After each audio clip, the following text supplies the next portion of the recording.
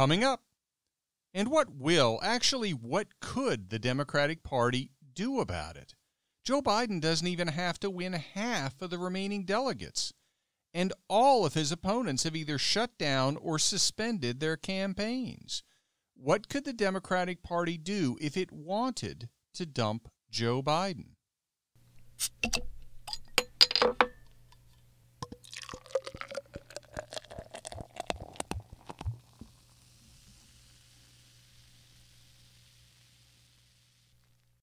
Welcome back to Political Spirits. I'm your host, Franklin Rye.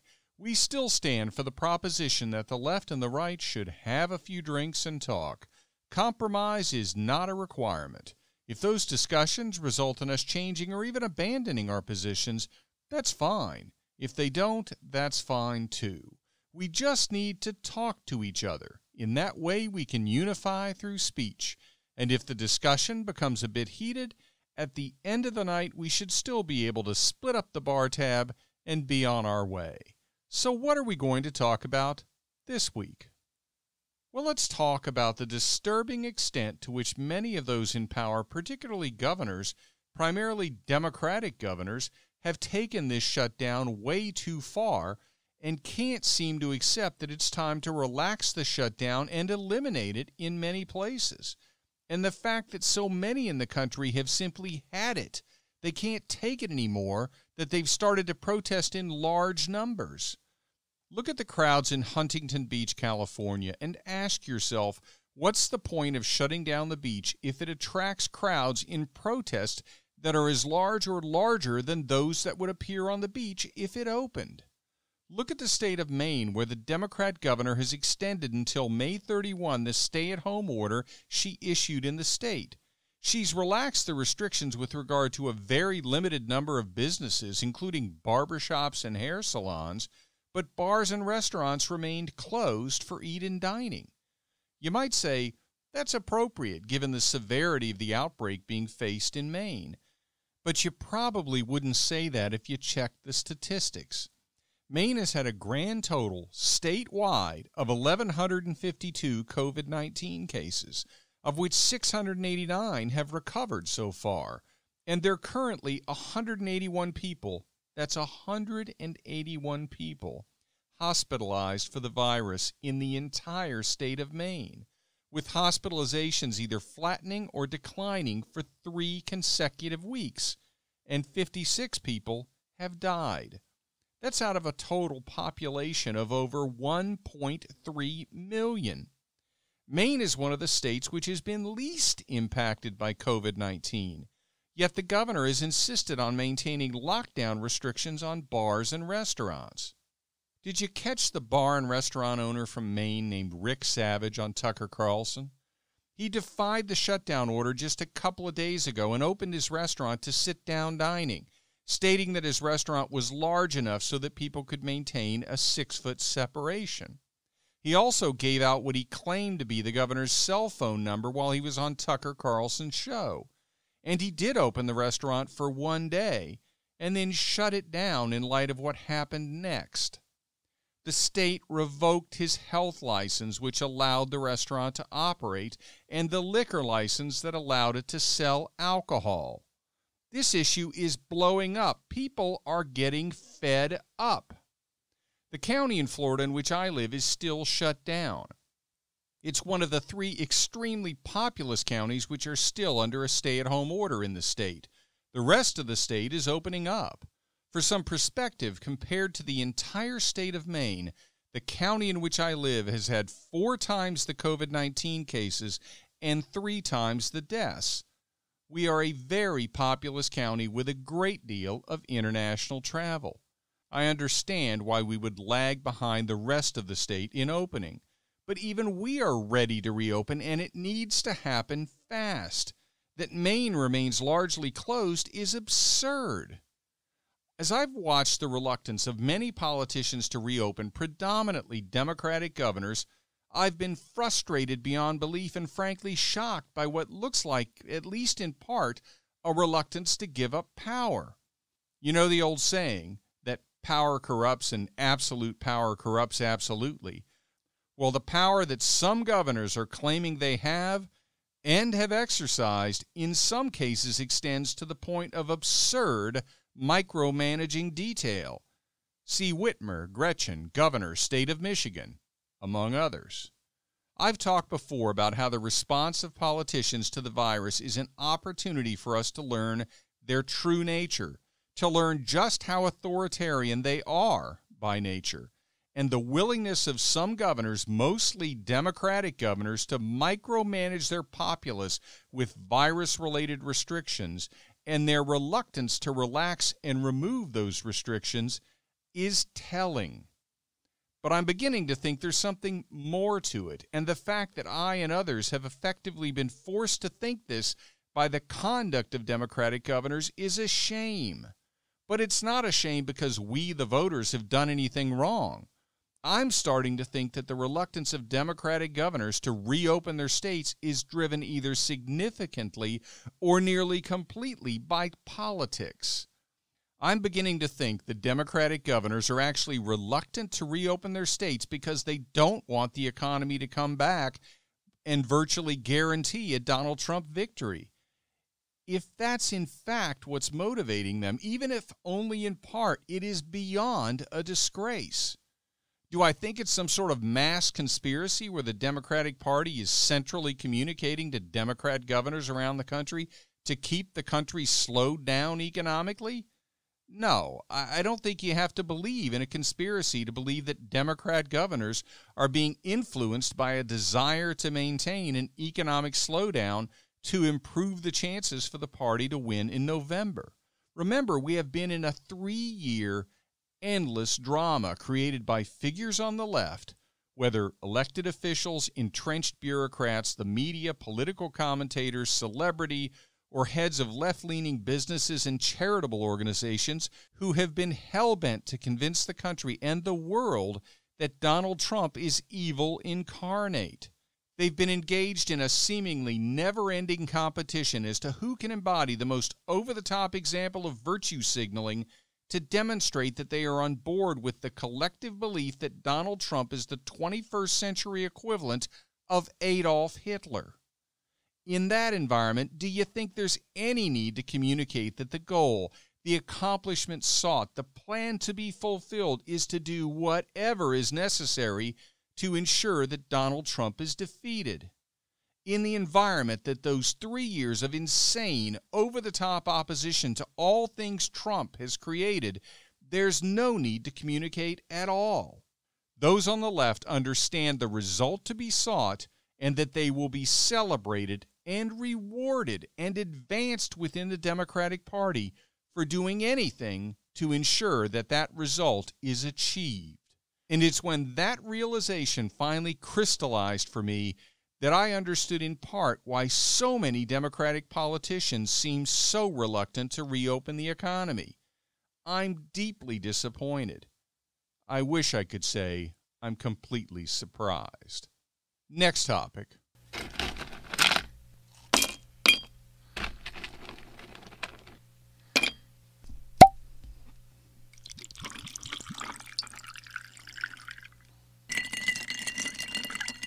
Shareholder suits to stop reliance on China. Generally speaking, as a conservative, I'm not usually a fan of lawsuits. We are far too litigious in our society. But sometimes the threat of lawsuits really does produce needed change. If there's one thing that this pandemic should have taught us, it's that we are far too dependent on other countries for production of critical products and materials, with China being the most obvious country on which we are far too dependent for those supplies. There's been lots of talk about how we'll change after this pandemic passes. You know what, though? The United States has always been described as a country with a relatively short memory, but I think it's much shorter now than it was in my youth. There's part of me that suspects that we'll fall back on old habits and continue to be hooked on cheap Chinese goods once this pandemic passes, especially if by some chance Donald Trump isn't reelected. I'm not saying I'm confident we won't move away from China. I'm just saying people have a tendency to forget after the crisis has passed. So given that we all must understand the fact that we can't ramp up production of masks and other personal protective equipment in the U.S. because much of it isn't produced in the U.S., what can be done to make sure that we do in fact pull production of PPE and other critical equipment back into America? And for that matter, ensure that we reduce our dependence on China for other goods and materials as well. After all, some things are critical in the short term, but in the long term, all sorts of products are a substantial part of the life we live. Given the way that China has conducted itself, including, among other things, shutting down airline travel within its own country from Wuhan, but allowing airline travel from Wuhan to other countries, misleading the World Health Organization and the rest of the world regarding human-to-human transmission of COVID-19, arresting, possibly disappearing, and otherwise silencing whistleblowers who were trying to tell the truth in the early days of the spread of the virus. And I haven't even mentioned questions about whether the virus was leaked from a Chinese laboratory. How can we possibly continue to be so dependent on China for goods? Well, call me a cynic, but I'm not completely willing to believe that our politicians will take definitive action. So what do I have in mind? I want to hear discussions on business channels and publications, cable news and legal outlets about the potential for corporate management liability for failure to maintain a diverse supply chain. I think a fair argument can be made that corporate leadership should not be held liable for a failure to diversify their supply chain and therefore being unreasonably dependent on China prior to this pandemic. Yes, I understand that this is far from the first time a pandemic has originated in China, and I understand that the United States has been planning for pandemics, anticipating that there is a significant likelihood they could originate in China. We just haven't been planning well enough and following our own recommendations to bolster supplies. And in the case of the Obama administration, failing to replace the supplies used up during the H1N1 outbreak. But I still think you'd be hard-pressed to argue that corporate leadership didn't fulfill its responsibilities if, prior to this pandemic, it remained dependent on China for core materials. But after this pandemic, it's a completely different story. Corporations are on notice regarding Chinese conduct. Corporations are on notice regarding the risk of another pandemic originating in China. Corporations are on notice that countries will hang on to their critical supplies when they need them in an international emergency. Corporations are on notice that different regions are affected differently in the event of a pandemic. And we need to talk about this. It needs to get publicity. Why? Because the leadership of corporations need to be scared that they'll be sued in class actions for failure to diversify their supply chains, especially if they remain dependent on China, given the increasing tensions between our countries. Who would benefit from that diversification? Well, American citizens, for one. Some of that productive capacity needs to return to the U.S. Mexico and the rest of Latin America should benefit as well. Costa Rica has excellent relations with the United States. There's no reason why it shouldn't grow substantially as a source for production of goods. And the more that production increases south of the border, as opposed to on the other side of the world, the less illegal immigration will pressure our southern border. And if corporations don't diversify their supply chains and another pandemic or other development with or in China shuts down the supply of materials from that communist regime, and the stock prices of those corporations collapse as a result, I can't believe I'm saying this, but I hope the shareholder class action attorneys run wild. Let's see what happens. Next topic.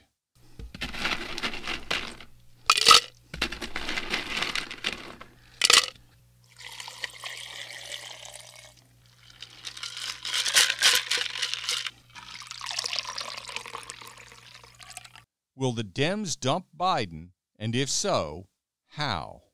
Suggesting that the Democratic Party would find a way to dump Joe Biden, depriving him of the nomination after all the work they did to create the momentum that drove him well ahead of Bernie Sanders when all of his other opponents suspended their campaigns or dropped out entirely, has to be viewed as bordering on a conspiracy theory.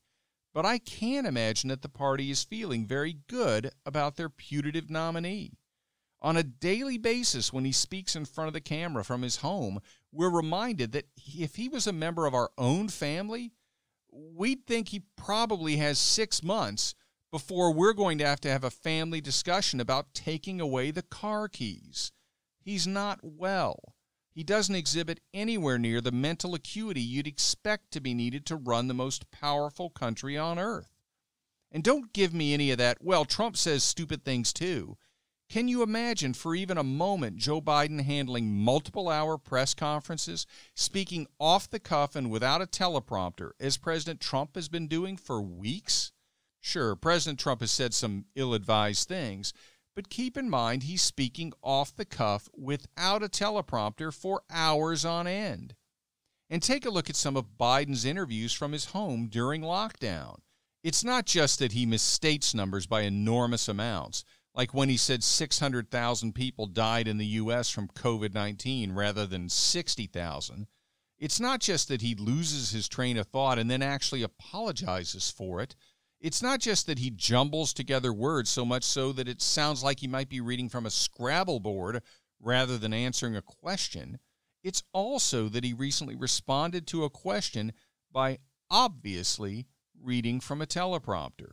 His team had clearly anticipated a question and provided him with a response loaded on a teleprompter. Now, you might be thinking, how do I know he was reading from a teleprompter? Just compare his response to the prior rambling answers with awkward pauses and obvious straining to collect his thoughts with the response given when looking straight forward to the point that his eyes almost seem to be squinting to read, and then he provides an accelerated delivery talking unnaturally fast for him, and at points adopting an almost robotic tone. How on earth does a politician who served in public office in the Senate and then the vice presidency for a total of nearly 45 years not have a better grasp of using a teleprompter? Well, maybe it's not that he didn't gain a sufficient grasp. It's just that he had it and lost it. And it's become very apparent that in so many ways, Joe Biden has lost it. And what could the Democratic Party do about it? Joe Biden doesn't even have to win half of the remaining delegates to get the Democrat nomination. And all of his opponents have either shut down or suspended their campaigns. What could the Democratic Party do if it wanted to dump Joe Biden? And keep in mind, it's not just that the Democratic Party has a leading candidate on their hands who appears to be suffering from dementia. It's that the Democratic Party also has a leading candidate on their hands with serious ethical questions surrounding him and his son, and some of those questions involve China. And ethical questions regarding a candidate which involve China are particularly problematic now, given the source of COVID-19. But it's not just those ethical questions and China. Joe Biden is about as pro-China a candidate as you can find. He's routinely criticized those who see China as a threat to the United States. There is no way that the Democratic Party isn't very concerned about how Joe Biden's history of support for China will play in this election in light of the coronavirus pandemic. So once again, what could the Democratic Party do about it? Well, they could talk Joe Biden into dropping out. He could announce that his health has taken a turn for the worse. Would anybody doubt that it has? What if he refused? Well, we've talked before about the fact that the Democrat Party revised their superdelegates rules after they used them to help ensure that Hillary beat Bernie in 2016. After the 2016 convention, they revised them so that the superdelegates, the party bigwigs, didn't get included in the convention vote unless no candidate broke 50% in the first round of voting. Well, they could change the rule back to the way it was. Would that stink to high heaven? Yes. Would it be obvious why they did it? Yes. Would they care if anybody knew why they did it? Probably not. But remember, regardless of that motivation, they have the bulk of the media in their pockets anyways to help hold down any negative press coverage. But what about Bernie Sanders and his supporters? Well, a recent USA Today poll found that 1 in 4 Bernie Sanders supporters is not yet ready to support Joe Biden. What do you think the number will be if the Democratic Party steps in to take the nomination away from Joe Biden and they don't give it to Bernie Sanders? I'm no longer of a mind to believe that Bernie Sanders will fight tooth and nail about the issue. It's becoming more and more apparent to me that Bernie Sanders isn't running to get the nomination no matter what happens with Biden. He's running to have an impact on the Democratic Party and its platform. But what about his supporters? If 1 in 4 Bernie Sanders supporters is not yet comfortable with supporting Joe Biden, how comfortable do you think they'll be with supporting a candidate who either didn't run in the primaries or did run and got a fraction of the support that Bernie Sanders received? Pete Buttigieg? Sanders supporters would be furious. Same with Kamala Harris. Hillary Clinton? They'd explode. Andrew Cuomo? He didn't even run. They'd be apoplectic that their candidate, who was ahead of everybody except Biden, was pushed to the wayside and the nomination given to someone who never ran. Lose those voters, and I don't see how the Democrats could ever believe they'd win. And in the end, I think Andrew Cuomo would see that too. Andrew Cuomo will be looking to 2024. Americans have a tendency to grow tired of their presidents in 8 years, not 4. And I think Andrew Cuomo knows that. And he also knows that Democrats don't renominate candidates for president who lost in a prior general election. I predict Andrew Cuomo will run in 2024, and he won't risk destroying his chances to get the Democrat nomination then by running against President Trump now. And I also predict with absolute certainty that Political Spirits will be back with another episode next week. Be sure to tell your friends about Political Spirits and like the podcast on Facebook at Political Spirits. And follow me and the podcast on Twitter at Franklin Rye. And remember, all episodes are now on YouTube as well. And the YouTube channel is named Political Spirits Network. If you're watching on YouTube, be sure to like and subscribe and hit the notification bell. And select all after you hit the bell. This is Franklin Rye. Thank you for listening.